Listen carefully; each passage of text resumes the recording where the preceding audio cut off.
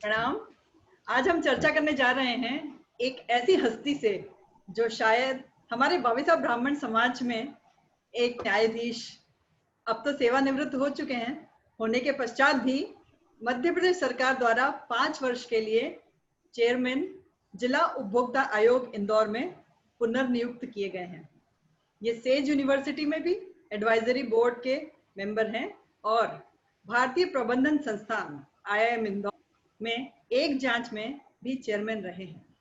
मुझे गर्व है कि हम एक ऐसे समाज के हिस्से हैं जहां प्रतिभाओं ने अलग अलग ऊंचाइयों को छुआ है। तो आइए हम चर्चा करते हैं श्री सत्येंद्र जी जोशी से उनकी जीवन यात्रा के बारे में।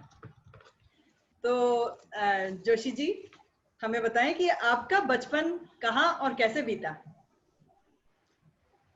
मैं मूलतः धार का निवासी हूं और प्रारंभिक शिक्षा से लेकर बीकॉम LLB की शिक्षा मैंने धार में ही प्राप्त की और पूरा बचपन उस दृष्टि से धार में ही बीता। मेरा भी जन्म धार का ही है।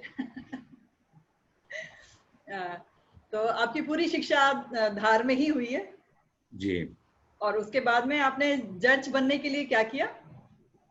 उसके बाद फिर मध्य प्रदेश लोक सेवा आयोग द्वारा उस समय व्यवहार न्यायाधीश वर्ग 2 की परीक्षा आयोजित की जाती थी। उन परीक्षाओं में मैं सम्मिलित हुआ और तीसरे अटेम्प्ट में मेरा सिलेक्शन हुआ। 2 अटेम्प्ट में मैं इंटरव्यू तक पहुंचा था किंतु सिलेक्शन नहीं हो पाया, परंतु मैंने अपनी उम्मीदें नहीं छोड़ी, आशाएं नहीं छोड़ी और मैं परीक्षा में सतत बेचता रहा। उस समय मेरे अंतिम प्रयास ही था, तीसरा प्रयास था, उसके बाद फिर मुझे चांस नहीं मिलता और उस प्रयास में फिर सफल हुआ। अनवरत प्रयास सफल हो जाते हैं। जी जी जी। आपको जज बनने में कई पड़ावों को पार करना पड़ा होगा, तो कृपया हमें थोड़ा बताएंगे। सबसे बड़ी जो दिक्कत थी, मैं हायर सेकेंडरी करने के बाद ही मेरे पिता सेवानिवृत्त हो गए थे और उस समय हम सब परिवार के में पढ़ाई चल रही थी, कोई नौकरी में नहीं था, इसलिए ऐसी आवश्यकता थी कि किसी न किसी को नौकरी करना चाहिए। उसी समय जिला न्यायालय में निम्न श्रेणी लिपिक के पद की वांस निकली और हायर सेकेंडरी ही उन्होंने मांगा था। उस आधार पर मैंने आवेदन पत्र प्रस्तुत किया, उसमें लिखित परीक्षा थी और साक्षात्कार था और उसमें मेरा चयन हो गया।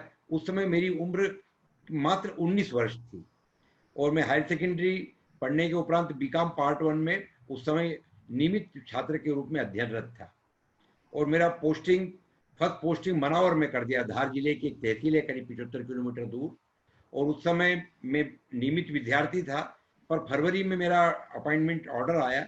उस समय इमरजेंसी चल रही थी और कॉलेज में फरवरी में सामान्यतया कॉलेज लगना बंद हो जाते हैं, तो इसलिए मुझे कॉलेज जाने के उसमें तो दिक्कत नहीं हुई, किंतु परीक्षा देना है और अनुमति लेना है उसमें दिक्कत थी, क्योंकि शासन में रहते हुए कोई परीक्षा बिना अनुमति के नहीं दे सकते हैं। चूंकि फरवरी में ही मेरा अपॉइंटमेंट हुआ था, इसलिए मुझे बीकॉम सेकंड पार्ट की भी अनुमति मिल गई और उसके पश्चात मेरा ट्रांसफर धार हो गया। धार होने के उपरांत फिर मैंने बीकॉम फाइनल के लिए परमिशन सरकार से मांगी, किंतु मुझे नौकरी को 1 साल भी नहीं हुआ था, इसलिए परमिशन देने में फिर दिक्कत आ रही थी। मैं डिस्ट्रिक्ट जज साहब से मिला कि साहब मैं पढ़ना चाहता हूँ और मेरा अंतिम वर्ष है, तो उन्होंने स्पेशल केस मानते हुए मुझे फाइनल ईयर की भी अनुमति दे दी, क्योंकि उसके बाद फिर अनुमति मिलने का प्रश्न था ही नहीं, क्योंकि मेरी नौकरी को 2 साल हुए थे, बीकॉम हो गया था कंप्लीट, इसलिए ऐसा भी कुछ नहीं था कि मुझे अनुमति दिया जाना विभाग के लिए अनिवार्य हो, क्योंकि उस समय जिन्होंने मुझे पहले अनुमति दी थी वो भी ट्रांसफर हो चुके थे।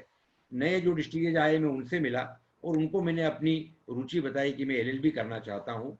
फिर उन्होंने जब कुछ देखा होगा या कुछ सोचा होगा तो मुझे LLB की परमिशन दी। पर जिस समय मैं बीकॉम कर रहा था तो बीकॉम फाइनल में था, तो सुबह मुझे कॉलेज जाना और 10:30 बजे मुझे कोर्ट जाना। जो फाइनल की मुझे अनुमति दी थी उसमें यह था कि आपके शासकीय कार्य में किसी प्रकार का व्यवधान उत्पन्न नहीं होने देंगे, परीक्षा की तैयारी के लिए आपको कोई छुट्टी नहीं मिलेगी, केवल परीक्षा के दिनों में परीक्षा देने के लिए आपको छुट्टी मिलेगी। तो मैं सुबह 7 बजे घर से निकलता, धार से कॉलेज करीब 4 साढ़े 4 किलोमीटर दूर है, तो वहाँ करीब 8 बजे वहाँ पहुँचते 10 आखिरी पीरियड 11:20 पे समाप्त होता था, उसके पहले का एक पीरियड 10:40 पे समाप्त होता था। तो अब 10:40 और 11:20, 10:40 को समाप्त होने पीरियड के लिए तो मैंने प्रोफेसर साहब से निवेदन किया, तो उन्होंने कहा कि आप रोज 10:20 या 25 पे हमसे बिना पूछे पीछे के दरवाजे से चले जाया करें। सब विद्यार्थियों को भी मालूम था कि ये नौकरी करते हैं, तो इसको कोई विचार भी नहीं करते थे। वहां से 5 मिनट का, कॉलेज से पीछे के पीछे 5 मिनट का ही रास्ता था। साइकिल से मैं 10:30 बजे कॉलेज से कोर्ट पहुंच जाता और कोर्ट में ही मैं अपने 5:30 बजे तक कोर्ट में काम करता। एक इंग्लिश का पीरियड था, वो मैं नहीं कर पाता था। तो जो प्रोफेसर थे, प्रोफेसर NP शर्मा साहब थे, जब उनको मैंने बताया कि साहब मेरी नौकरी है और मुझको 11 जो पीरियड है 11:20 को जो समाप्त होता है वो अटेंड नहीं कर पाता हूँ, तो वो भी बड़े दयालु थे। और उन्होंने भी जब इस परिस्थितियों को देखा तो उन्होंने मुझको निःशुल्क पढ़ने के लिए कहा कि आप घर पे आ जाना। तो मैं सीधा सा कॉलेज से निकल के 6 बजे उनके घर पर जाता और 6 से 7 वो मुझे इंग्लिश का जो जो पोर्शन कॉलेज में पढ़ाया जाता था वह मुझे वहाँ पढ़ाई करते। इस प्रकार मैं घर में 7-7:30 बजे घर पे पहुँचता था। उस समय होमवर्क दिया जाता था, कॉलेज में भी होमवर्क दिया जाता था। क्योंकि मैं कॉमर्स स्टूडेंट था, इसलिए घर पर आकर फिर होमवर्क भी करना है। तो सुबह 7 बजे से जो दिनचर्या चालू होती थी वो रात को करीब खाना वाना खा के और फिर होमवर्क करने के बाद रात को करीब 10 बजे समाप्त होती थी। इस प्रकार बीकॉम हो गया।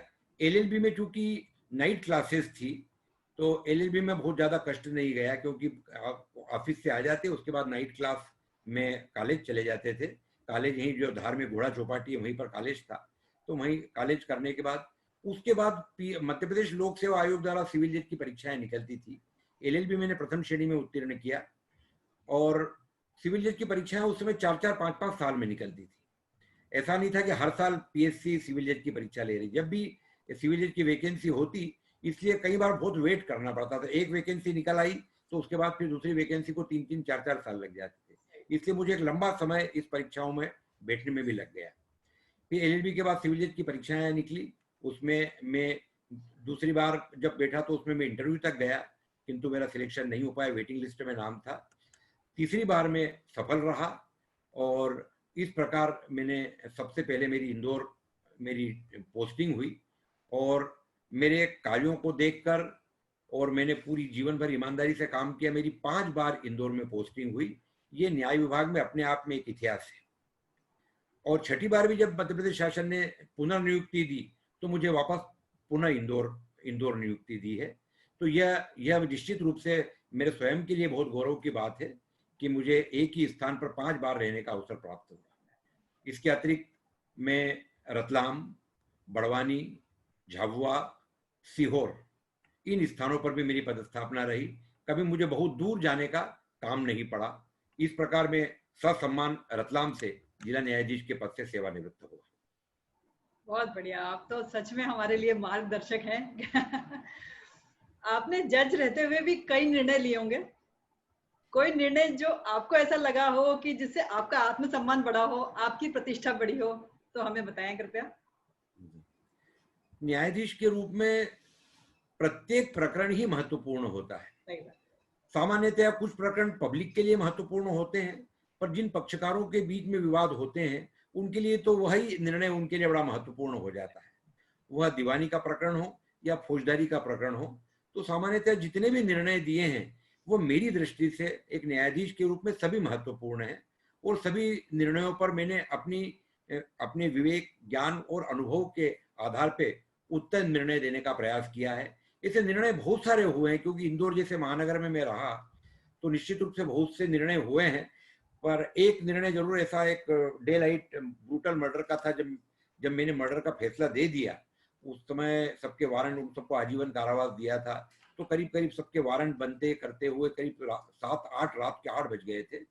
जब मैं 8 बजे के करीब करीब जाने की तैयारी हुआ तो एक CSP रैंक के ऑफिसर और 5-6 पुलिस वाले आए। तो उन्होंने कहा कि साहब ये जो आपको हम पुलिस प्रोटेक्शन में ले चलेंगे। मैंने कहा क्या बात है? तो उन्होंने कहा साहब ये जो आज जो एक फैसला हुआ है बड़ा गंभीर फैसला था यहाँ, और यदि इसमें यहाँ पे चारों तरफ सिविल में पुलिस लगी हुई थी, यदि इस फैसले में यदि वो बरी हो जाते तो यहाँ गोलियां चल जाती। तो जब भी इस मुकदमे की तारीख लगती है तो हम लोग सब लोग यहाँ सिविल ड्रेस में आते हैं और पूरी कोर्ट में पूरी एहतियातन रहती। तब तक मुझे उस जजमेंट से डर नहीं लगा था। तब जब पुलिस ने कहा कि ये जजमेंट तो बहुत ही महत्वपूर्ण था और इसमें दो गैंगवार होता है ना, उस तरह के लोग थे, तब भी मैंने कहा कि साहब मेरे को आप कब तक सुरक्षा देंगे, क्योंकि साहब आज तो हमको चूंकि ऊपर से ऑर्डर है तो हम आपको तो घर तक ले चलेंगे। तो हमने कहा ठीक है ले चले, पर मुझे कहा कल से मेरी सुरक्षा की क्या गारंटी है, क्योंकि साहब कल से तो कोई गारंटी नहीं, कल आपको जो जवान है बस वही आपके साथ जवान रहेगा। तो फिर भी चूंकि उनके कहने पर मैं फिर उनके साथ वहां तक गया, किंतु बस उतने दिन देर तक मुझे थोड़ा सा एक हल्का सा भय लगा। उसके बाद परंतु सुबह से वापस जैसी दिनचर्या चलती है वैसी दिनचर्या चलती रही। सिविल के भी अनेक प्रकरण के मैंने महत्वपूर्ण प्रकरणों का भी निराकरण किया, क्योंकि एकदम से याद नहीं आता, इतने प्रकरणों में निराकरण कर चुके होते हैं कि किसी प्रकरण ने अब पब्लिक उसमें प्रभावित हुई नहीं हुई ये हमको मालूम नहीं पड़ता है, पर अनेक प्रकरणों का निर्णय जो है वो पेपर के प्रथम पृष्ठ पर भी कई निर्णय प्रकाशित हुए। कुछ निर्णय मेरे हाईकोर्ट तक मेंटेन रहे जो बाद में रिपोर्ट भी हुए। तो वो ये सब चीजें जो है उस दृष्टि से विचार करें तो सभी निर्णय जो है वो महत्वपूर्ण है। बहुत बढ़िया। आपके इस मुकाम को हासिल करने के लिए आपकी पत्नी की क्या भूमिका रही? इसमें अगर भूमिका की दृष्टि से विचार करें तो मेरे पिता सर्वप्रथम चाहते थे, वे न्यायालय कोर्ट में ही थे, कि मेरा एक बच्चा कोई जज बने, और इसीलिए मैंने एलएलबी भी किया। उनके आशीर्वाद थे, मेरे माता पिता के आशीर्वाद थे, और उन्होंने मुझे बहुत प्रोत्साहित किया, और उनकी वजह से ही मैं सिविल जज भी बना। क्योंकि मेरा चयन हुआ और तब मेरी विवाह हो चुका था, बल्कि 2 छोटे छोटे बच्चे भी थे, और मैं परीक्षा देने की तैयारी के लिए मेरे को इंदौर आना पड़ता था। मैं करीब 3-3 महीने इंदौर आकर रहता था और वहां पर अपनी पढ़ाई करता था। उस समय बच्चों को संभालना, बच्चों की देखभाल करना, वो सब विशेष करके पत्नी और हमारे मम्मी पापा ने ही किया। तो सबसे बड़ा योगदान तो उनका भी रहा, और पत्नी का योगदान ये रहा कि वो हमेशा इनकरेज करती रही कि नहीं अपने को कुछ न कुछ करना चाहिए। और इस कारण, और उन्होंने बच्चों को संभाला। जब मैं परीक्षा देता था, 3-3 महीने जब मैं बाहर रहता था, तब उन्होंने संभाला। नौकरी में भी जब बाहर चला गया तब बच्चे जब तक तो धारी रहे, तब भी उन्होंने बच्चों को संभाला। और विशेष रूप से इस पूरे सेवा काल में पत्नी का जो सबसे बड़ा योगदान है कि मैंने अपनी पूरी सेवा बड़ी निष्ठापूर्वक की। किसी की चाय का भी मैं दागदार नहीं हूं, और उसमें सबसे बड़ा महत्व, जो सबसे बड़ा रोल जो होता है वो पत्नी और बच्चों का होता है कि उन्होंने कभी कोई अनड्यू डिमांड नहीं की, बिल्कुल सिंपल रहे। कभी ये नहीं कहा कि हमको कोई इस तरह का आभूषण चाहिए, इस तरह की साड़ी चाहिए, या हमको रहने का तौर तरीका चाहिए, या कोई बड़ा भव्य मकान चाहिए। बहुत लंबे समय तक तो कार भी नहीं थी, स्कूटर पर ही जाते थे और आते थे। इंदौर पोस्टिंग आने के बाद कार ली। तो पूरा जीवन जो है बड़ा सरलता और सादगी के साथ बिताया, और उसमें निश्चित रूप से परिवार का बहुत बड़ा योगदान है। क्योंकि सामान्यतः जब ये आदमी गलत रास्तों को अपनाता है तो कहाँ न कहाँ परिवार का एक प्रेशर या अनड्यू डिमांड या कोई इस तरह की भावनाएं होती है कि हमको तो इस तरह का रहना चाहिए, कोई अहंकार रहता है, कोई इस तरह की बातों के कारण भी जज या कोई भी अधिकारी गलत रास्तों पे चला जाता है। सही बात। तो इसलिए मैं निश्चित रूप से मेरे पूरे परिवार, मेरे माता पिता और मेरी पत्नी, मेरे बच्चों का भी इस मुकाम पर जाने में महत्वपूर्ण योगदान रहा है।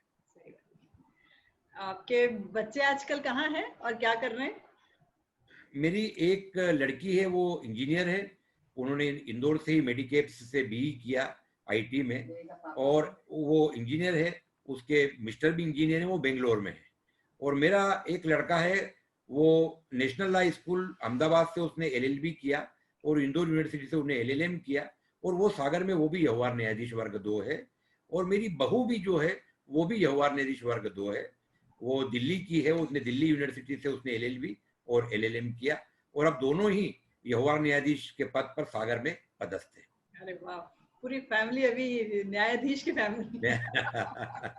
जी, वो तो है, जैसे पिताजी होंगे बच्चे उसी राह पर चल निकलते हैं। बिल्कुल तो बिल्कुल बिल्कुल। आपको सिर्फ एक मार्ग बनाना पड़ता है बच्चों के लिए, बच्चे उस पे बढ़ जाते हैं आगे। जी जी जी जी जी। आपने काफी जीवन अपना धार में बिताया, और धार में तो आज भी ट्रेन नहीं है, तो आपको लगता है कि ट्रेन होनी चाहिए धार में? बिल्कुल बिल्कुल। अब शुरू से कई पीढ़ियां चली गई ट्रेन का रास्ता देखते देखते, और आज अब स्थिति ऐसी निर्मित हो चुकी है कि शायद हो सकता है कि अपन लोग अपने जीवन काल में ही हम ट्रेन देख लेंगे, क्योंकि आधी दूर तक पटरियां बिक चुकी है और परीक्षण भी हो चुका है। तो अब तो केवल 35-40 किलोमीटर का रास्ता ऐसा बचा हुआ है जहां पर पटरियों का काम चल रहा है, क्योंकि पहाड़ एरिया होने की वजह से सुरंग वगैरह में टाइम लग रहा है। पर ट्रेन निश्चित रूप से आ जाएगी और आप ट्रेन देख पाएंगे, अगर ईश्वर का की कृपा रही तो निश्चित रूप से। आप आने वाली पीढ़ी को जज बनने की राह पर चलने के लिए थोड़ा मार्गदर्शन दीजिए। मैंने न्यायाधीश का पद इसलिए चुना था, एक तो पिताजी न्यायालय में थे, इस कारण अनेक न्यायाधीशों का घर पर आना जाना था। तो मैं निश्चित रूप से उनके आचरण, व्यवहार, चरित्र, उनकी ईमानदारी से बहुत प्रभावित था। पश्चात मेरी भी नौकरी न्यायालय में लग गई और मैं भी न्यायाधीशों के पास ही रहा, तो बहुत निकटता से उनको देखने का मुझे अवसर प्राप्त हुआ। न्यायाधीश का कार्य ईश्वर का कार्य है, क्योंकि ईश्वर तो आज पृथ्वी पर नहीं आ सकते हैं, तो ईश्वर अपने बंदों को या अपने प्रतिनिधियों को कुछ न कुछ इस तरह का देखते हैं कि अगर इसको हमने अपने प्रतिनिधि के रूप में इस पृथ्वी पर भेजा तो ये निश्चित रूप से कुछ सही कार्य करेगा। और उसी आधार पर जो भी न्यायाधीश रहता है वो ईश्वर का एक प्रतिरूप रहता है। आज भी ओ लॉर्ड और मी लॉर्ड करके उनको संबोधित किया जाता है, और बहुत से लोग आज भी जब न्यायालय में आते हैं तो चप्पल बाहर उतार के आते हैं, उसको आज भी न्याय मंदिर मानते हैं। और न्यायाधीश के प्रति इतनी सब परिस्थितियां विपरीत होने के उपरांत भी, समाज का इतना डिटोरिएशन होने के उपरांत भी, आज भी न्याय व्यवस्था से लोगों को उम्मीदें बनी हुई है। सब लोगों का ऐसी आशा है कि यदि सब चीजें भी समाप्त हो जाएगी किंतु हमको न्याय अवश्य मिलेगा। उस आधार पर मैंने न्यायाधीश का मार्ग चुना। यहाँ पर हम लोग ईमानदारी से रह सकते हैं, यहाँ पर किसी का भी इंटरफेरेंस नहीं है, न तो कोई पॉलिटिकल इंटरफेरेंस है, न हमारे वरिष्ठ अधिकारी हमको कहते हैं कि इस प्रकरण में हमें क्या फैसला करना है।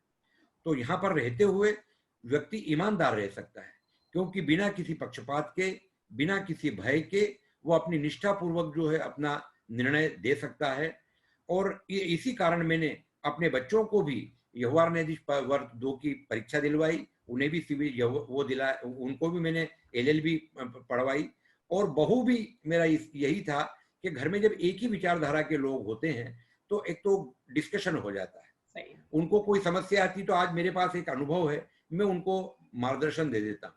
और दोनों यदि पति पत्नी भी सिविल जज हैं तो दोनों की तकलीफें अपनी अपनी रहती है, दोनों आपस में डिस्कशन करके उसको सॉल्व कर सकते हैं।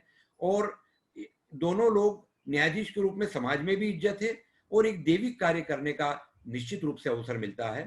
तो मैं सब लोगों को ये कहना चाहता हूँ, और मैंने बहुत से लोगों को प्रोत्साहित भी किया, बहुत से लोग न्यायाधीश बने भी हैं, मैंने बच्चों को पढ़ाया भी है। तो सब सर्वप्रथम तो हमारा दृढ़ निश्चय होना चाहिए कि हमको न्यायाधीश बनना है, और फिर कठिन परिश्रम। अगर हम कठिन परिश्रम करेंगे तो निश्चित रूप से हमको सफलता मिलती है। किंतु यहाँ पर आने के पूर्व हमें यह संकल्प अवश्य करना चाहिए कि हम यहाँ पर आने के उपरांत हमारा पूरा जीवन ईमानदारी के साथ बिताएंगे, तो हमको एक स्वांत सुखाय जिसको बोलते हैं जीवन में, कंटेनमेंट ऑफ लाइफ, जिसको जीवन का संतोष जो है वो हमें तभी मिलता है जब हमने हमारा कार्य जो है बड़ी निष्ठा के साथ और ईमानदारी के साथ पूर्ण किया है।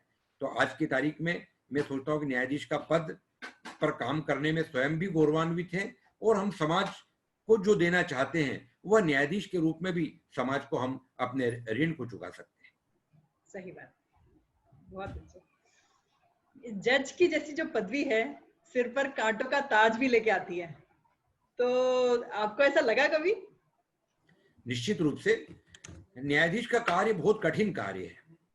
मैं यदि मेरी दिनचर्या आपको बताऊंगा तो हम लोग सुबह उठने के उपरांत अपना मॉर्निंग वॉक, एक्सरसाइज, प्राणायाम, योगासन करने के उपरांत 8 बजे हमारे यहाँ पर हमारा स्टेनो आ जाता है। 8 बजे स्टेनो को हमको डिक्टेशन देना होता है। वो करीब 9:30 10 बजे 1.5 घंटे का जो डिक्टेशन लेता है वो हमको शाम को 4 साढ़े 4 बजे पूरा जजमेंट करके देता है। ये रोज का क्रम है। निर्णय को अंतिम बहस सुनने के बाद हम लोग 15 दिन के लिए तारीख लगाते हैं। वो 15 दिन हम उस निर्णय की तैयारी में लगते हैं। रात को 11 भी बजते हैं, 12 भी बजते हैं, कभी कभी 1 बज जाते हैं। और कभी कभी ये होता है कि पूरा फाइल को पढ़ने के बाद 1 बार, 2 बार, 3 बार, कई बार ऐसा 50-50 केस होता है कि ये समझ में ही नहीं आता है कि इसमें निर्णय किस पक्ष की तरफ होता है। वहां हमको निश्चित रूप से ईश्वर सहायता करते हैं और ईश्वर ही हमको गाइड करते हैं कि आपको किस लाइन की तरफ जाना है। तो उस दृष्टि से न्यायाधीश का कार्य बहुत कठिन है। हमेशा दो पक्ष रहते हैं। एक पक्ष हमेशा आपसे नाराज होता है, एक पक्ष हमेशा ये सोचता है कि जज ने कुछ गड़बड़ हो गई, जज किसी को फेवर कर रहा है, या तो जज को किसी ने कुछ पैसा दे दिया है, या किसी के प्रभाव में आ गए। ऐसा हर व्यक्ति एक पक्ष हमेशा सोचता है, किंतु हम उसके बारे में विचार नहीं करते। हम प्रकरण में जो अभिलेख पर जो सामग्री है, हमारा जो ज्ञान है, अनुभव है, विवेक है, उसके बाद बेस्ट करने का हम लोग प्रयास करते हैं। शिकायतें भी बहुत होती है। हमारे यहाँ का विजिलेंस डिपार्टमेंट इतना स्ट्रिक्ट है कि एक शिकायत के ऊपर हमको जवाब देना पड़ता है, कुछ भी हो तो डर के भी रहना पड़ता है।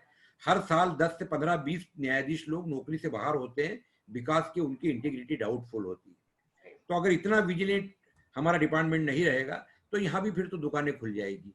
इसलिए यहाँ पर कांटों का ताज है ही। मैं इंदौर में चीफ जुडिशियल मजिस्ट्रेट भी रहा हूँ, स्पेशल जज भी रहा हूँ, रेलवे मजिस्ट्रेट भी रहा हूँ, और हाईकोर्ट में रजिस्ट्रार के पद पर भी मैंने कार्य किया है। तो निश्चित रूप से कांटों का ताज है। बाहर जरूर हमें दिखता है कि बहुत अच्छी नौकरी है, सब तरह के नौकर चाकर बंगले सब में रह रहे हैं, किंतु जो दायित्व है और जो कर्तव्य बोध है वो निश्चित रूप से बहुत कठिन है। और हमेशा यह मन में विचार रहता है कि यह कांटों का निश्चित रूप से ताज है, किंतु जीवन में आए हैं तो चुनौतियों को स्वीकार करना चाहिए। चुनौतियों को अगर स्वीकार करते हैं तो ईश्वर खुद आगे रास्ता बना देता है।